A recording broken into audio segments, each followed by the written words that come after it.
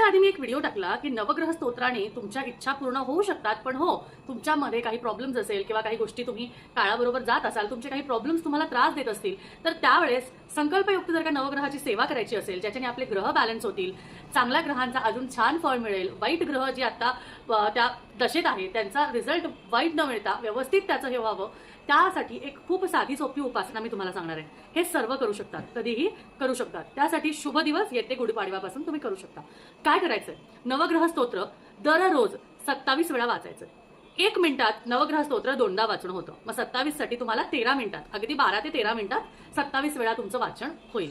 संकल्पयुक्त ही सेवा जर का तुम्ही केली आणि सलग 45 दिवस जर का तुम्ही नवग्रह स्तोत्राचं पठण केलं, तर लवकरच तुम्हाला तुमच्या प्रॉब्लेम्समध्ये सोल्युशन मिळू लागतं आणि त्याचबरोबर तुम्हाला रिझल्ट्सही त्या पद्धतीचे मिळतात. कारण नवग्रह म्हणजे सगळ्या ग्रहांना बॅलन्स करण्याचा गोष्ट आहे. कारण ते सगळ्या ग्रहांना बॅलन्स करतं आणि तुमच्या कुंडलीनुसार तुमच्या